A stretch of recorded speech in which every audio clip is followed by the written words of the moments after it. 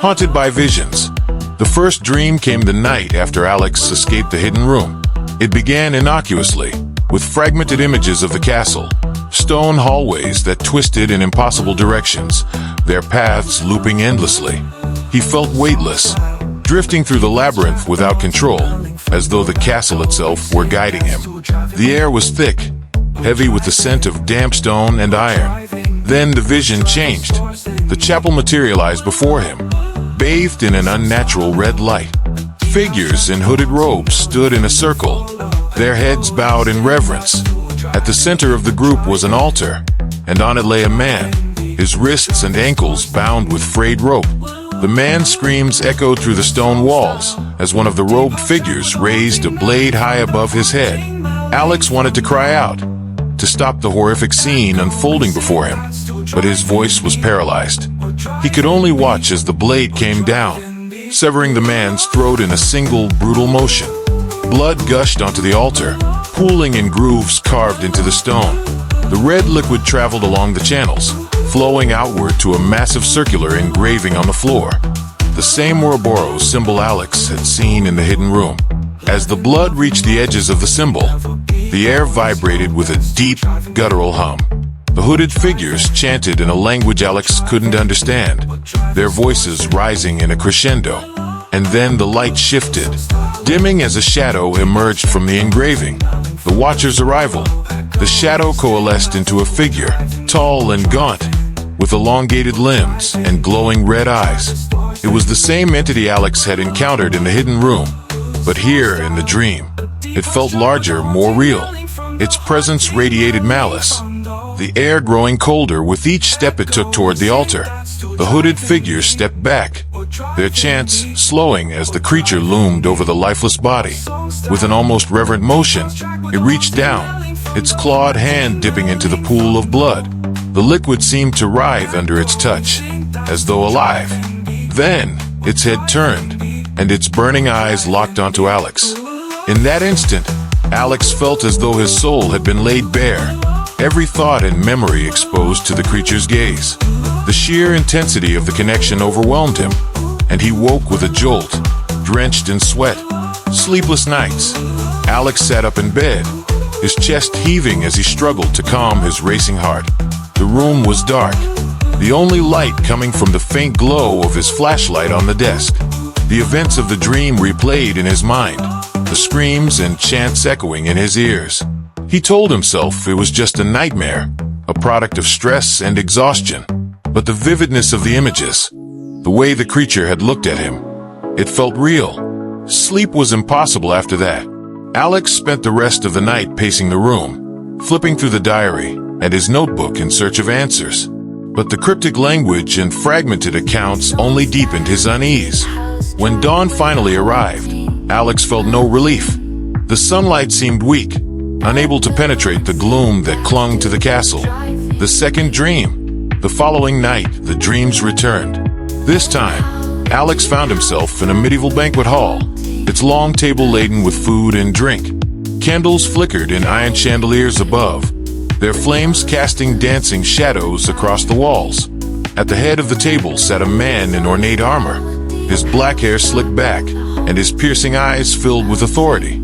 Alex recognized him immediately. Vlad Teeps. Vlad raised a goblet, his lips curling into a cruel smile. Around him sat his court nobles, soldiers, and advisors, all watching him with a mix of reverence and fear. But something was wrong. The air in the hall was heavy, the candles flickering unnaturally. The faces of the courtiers began to blur, their features twisting into grotesque shapes. Vlad stood, his voice booming. "Tonight, we feast not on flesh, but on power. Let the court bear witness to my ascension." Alex's gaze was drawn to the far end of the hall, where a robed figure carried a chest toward the table. It was the same box Alex had seen in the hidden room, the bloodstone glowing faintly within. The room darkened as Vlad placed his hand on the stone, his expression one of triumph. But then the shadows deepened, and the Watcher emerged once more. The screaming victims. The scene shifted violently, and Alex found himself in a different part of the castle, a dungeon, its walls slick with moisture and streaked with blood.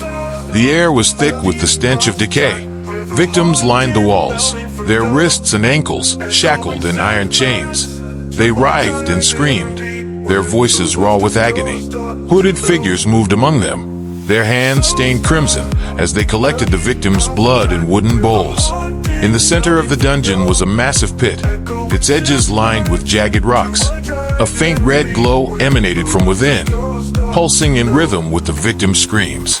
Alex felt himself drawn toward the pit, his feet moving against his will. As he peered over the edge, he saw it, a writhing mass of shadows and blood, its form constantly shifting. The Watcher's face appeared within the chaos, its eyes locking onto Alex once again. He stumbled back, his ears ringing with the sound of the victims' cries. Awakening in terror, Alex awoke with a gasp, his heart hammering in his chest. His room was dark, but the sense of being watched lingered. He fumbled for his flashlight, shining it into the corners of the room, half expecting to see the gaunt figure from his dreams. But the room was empty. He sat on the edge of the bed, his hands trembling. The dreams weren't just nightmares. They felt like memories, as though he were reliving the castle's darkest moments. By the third night, Alex dreaded falling asleep.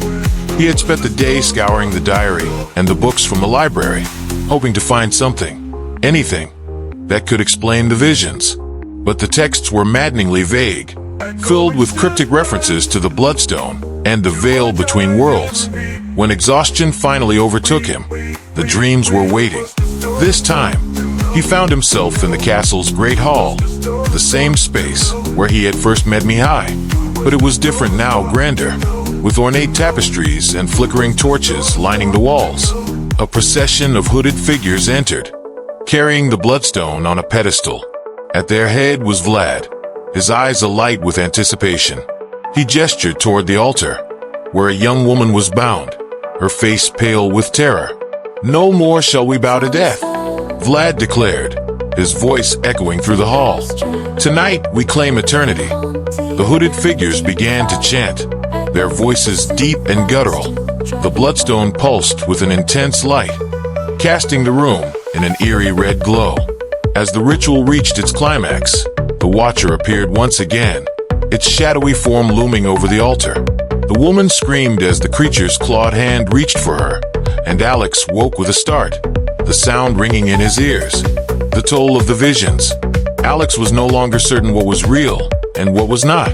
The line between waking and dreaming had blurred, the visions seeping into his consciousness even during the day. He saw flashes of the rituals in the corners of his mind, heard the faint echo of screams in the silence of the castle. His reflection in the mirror seemed different, his eyes darker, his face gaunt. He felt the castle pressing in on him, its ancient walls alive with secrets he couldn't yet comprehend. He knew one thing for certain. The dreams were not merely figments of his imagination. They were pieces of a puzzle, fragments of a story that the castle wanted him to understand. But what was the price of understanding? The village seer. The path to the village was shrouded in mist, the early morning light struggling to pierce through the low-hanging fog. Alex had left the castle before dawn, unable to shake the vivid images from his dreams. The weight of the Bloodstone and its horrors clung to him, a shadow that refused to dissipate. Mihai had mentioned the seer once, during one of his cryptic warnings. She lived at the edge of the village, he had said, near the woods where the locals seldom ventured. Though his tone had been dismissive, Alex remembered the undercurrent of fear in his voice. "She knows things," Mihai had muttered, but her words bring no comfort. Comfort was the last thing Alex wanted. He needed answers, and the diary's fragmented writings weren't enough. The seer's cottage. The village was eerily quiet when Alex arrived. The few villagers who were out stared at him with a mixture of curiosity and unease, their gazes lingering as he passed. A hunched old woman crossing the road made the sign of the cross, muttering under her breath. The seer's cottage was exactly where Mihai had said it would be, perched on the edge of a dark, gnarled forest that seemed to breathe with its own life. The cottage was small and dilapidated, its roof sagging under the weight of years. Herbs and dried flowers hung from the eaves, swaying gently in the cold breeze. Alex hesitated at the door, suddenly unsure of himself. The dreams, the bloodstone, the creature, they all felt unreal in the daylight. Was he losing his mind? Before he could second-guess himself further, the door creaked open. "You're late," a voice said from within. Alex blinked. "Late?" The voice didn't respond. Taking a deep breath, he stepped inside, meeting the seer. The interior of the cottage was dimly lit, the air thick with the pungent smell of incense and herbs. Shelves lined the walls, crammed with jars of powders and dried plants, animal bones, and trinkets. A single wooden table sat in the center of the room, its surface covered in candle wax, scattered tarot cards, and a dark, worn cloth embroidered with arcane symbols. Behind the table sat the seer. She was an old woman, her face lined with deep wrinkles that spoke of a hard life. Her eyes, however, were sharp and piercing, their dark depths gleaming with an unsettling awareness. She wore a faded shawl over her shoulders, and her hands, gnarled with arthritis, rested lightly on the table. "I've been expecting you," she said, her voice low and gravelly. Alex's mouth went dry. "You have." The seer gestured to the chair opposite her. "Sit." The seer's warnings. Alex sat down, his eyes darting around the room. He felt exposed, vulnerable, as though the seer could see straight through him. "You carry the castle's scent," she said, her nose wrinkling. "Its mark is upon you. Tell me, what have you touched?" Alex hesitated. "I found a stone, the bloodstone." The seer's expression darkened. "Fool," she spat. "That thing is not meant for mortal hands. It is a tether, a vessel of power and hunger. You have awakened it." The weight of her words settled heavily on Alex.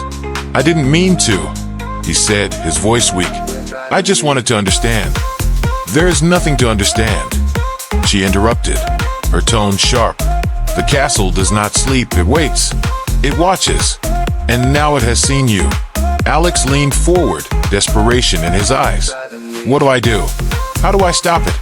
The seer regarded him for a long moment, her expression unreadable. "You cannot stop it," she said finally. "You can only leave. Abandon the castle, abandon your quest, and pray that it forgets you." A history of the castle's curse. Alex shook his head. "You don't understand. I've seen things, visions, rituals, sacrifices, the Watcher." "What is it? What does it want?" The seer sighed, leaning back in her chair. "You have seen fragments, pieces of a story too old and too dark to comprehend. The Watcher is not of this world. It was called here by the Count and his blood court. Their arrogance, blinding them to the consequences of their actions. They thought they could control it, harness its power. But the Watcher is not a tool. It is a predator." She paused, her gaze growing distant. "The bloodstone is the key. It binds the Watcher to the castle, but it also feeds it. Every drop of blood spilled within those walls strengthens its hold. And now that you have touched it, you are part of its web. The talisman." Alex felt a chill crawl up his spine. "What happens if I stay? What happens to me?" The seer's piercing gaze locked onto his. "You will not leave the same. If you leave at all." She reached under the table, pulling out a small leather pouch. From it, she withdrew a talisman, a crude carving of an Ouroboros, made of blackened wood and strung on a frayed cord. She held it out to Alex. "Take this," she said. "It will not save you, but it may buy you time." Alex hesitated before taking the talisman, its surface rough and cold in his hand. "Buy me time for what?" "To leave," she said simply. "A final omen." The seer leaned forward, her voice dropping to a whisper. "But even this will not protect you if you return to the depths of that place. The bloodstone is awake now, and the castle will not let you go easily." Alex clenched the talisman tightly, its edges digging into his palm. "I can't just leave. There's something in that castle, something I need to understand." The seer's eyes narrowed. "Then you are a greater fool than I thought." She stood abruptly, her shawl billowing around her. "Go now. Leave this place while you still can. If you wait too long, even I will not be able to help you." The journey back. Alex left the cottage with the talisman clutched in his hand, the seer's warnings echoing in his mind. The village was even quieter than before, the fog clinging to the streets like a shroud. As he walked back toward the castle, he felt the weight of the talisman against his chest. It brought a strange comfort, though he couldn't shake the feeling that it was merely a flimsy shield against something far greater than he could comprehend. The castle loomed in the distance, its dark silhouette framed by the rising sun. For the first time, Alex felt a pang of true fear, not just for himself, but for what he might uncover if he continued his search. But his curiosity was a hunger that would not be denied. The unseen force. The castle greeted Alex with its usual oppressive silence, broken only by the faint whistle of the wind slipping through the cracks in its ancient stone walls. He tightened his grip on the talisman the seer had given him, the rough wooden carving digging into his palm. Despite her dire warnings, the pull of the bloodstone was too strong to ignore. As he crossed the threshold into the main hall, Alex felt the weight of the castle settle on his shoulders, heavier than before. The air was different, charged with a static energy that raised the hairs on the back of his neck. He paused at the base of the grand staircase, his eyes scanning the dimly lit expanse. The tapestries on the walls fluttered faintly, though there was no breeze. A shiver ran down his spine as he heard it, a faint, rhythmic hum. It was coming from the hidden room, the pull of the bloodstone. Alex didn't remember making the decision to move, but his feet carried him toward the chapel almost involuntarily. His mind raced as he descended the stone steps that led to the secret passage. The seer's words replayed in his head, a chorus of warnings he was choosing to ignore. When he reached the concealed door, the seam was still visible from where he had left it slightly ajar. He hesitated, one hand on the rough stone.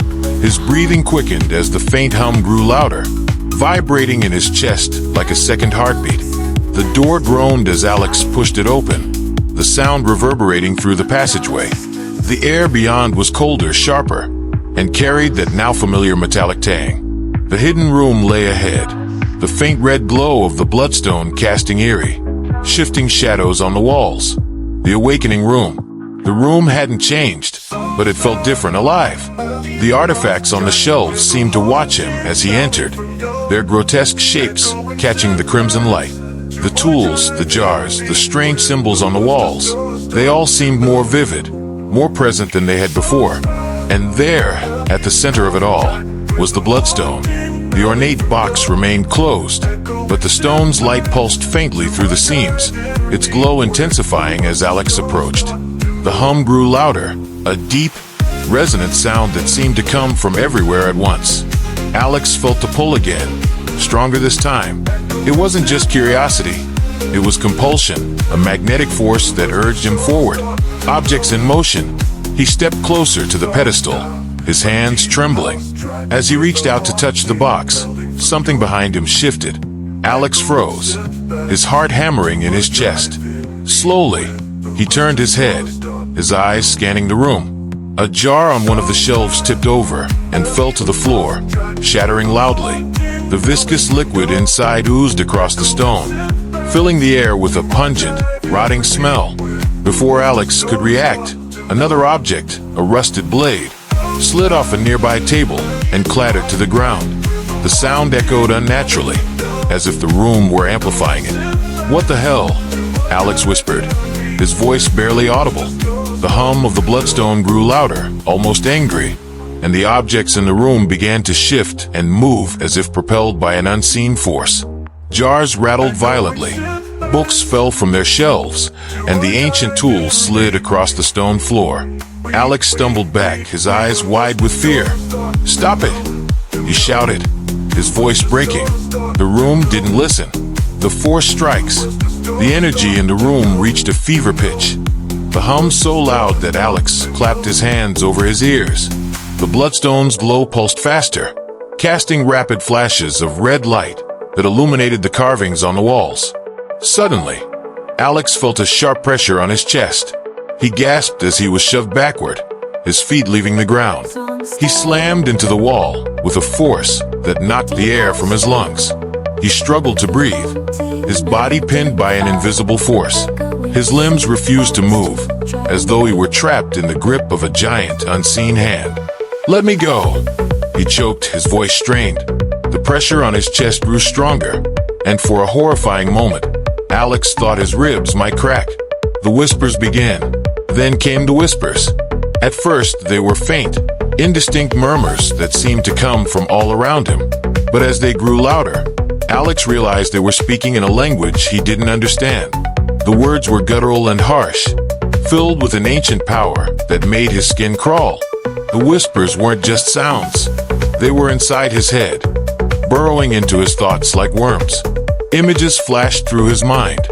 The hooded figures from his dreams, the rituals, the watcher emerging from the blood-soaked altar. The whispers grew frantic, overlapping and chaotic, until Alex thought he might lose his mind. The bloodstone reacts. The glow of the bloodstone reached its peak, bathing the room in an intense red light. The air vibrated with a deep, resonant tone that made the stone walls tremble. Alex felt the force holding him in place shift, dragging him forward. He was being pulled toward the pedestal, toward the bloodstone. "No!" he shouted, his voice ragged. "I won't touch it." But the force didn't listen.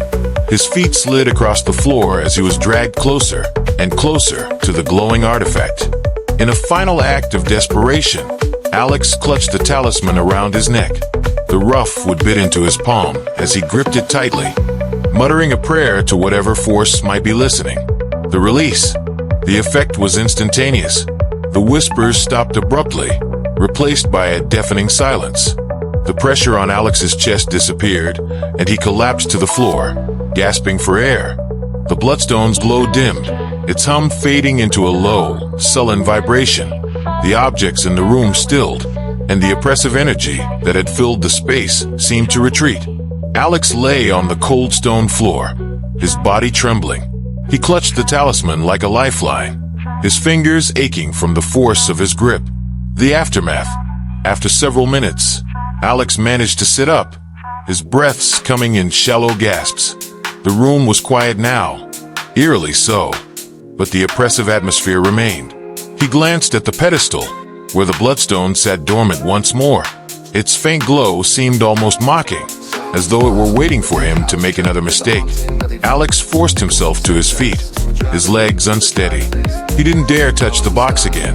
Instead, he turned and fled, the weight of the talisman heavy against his chest.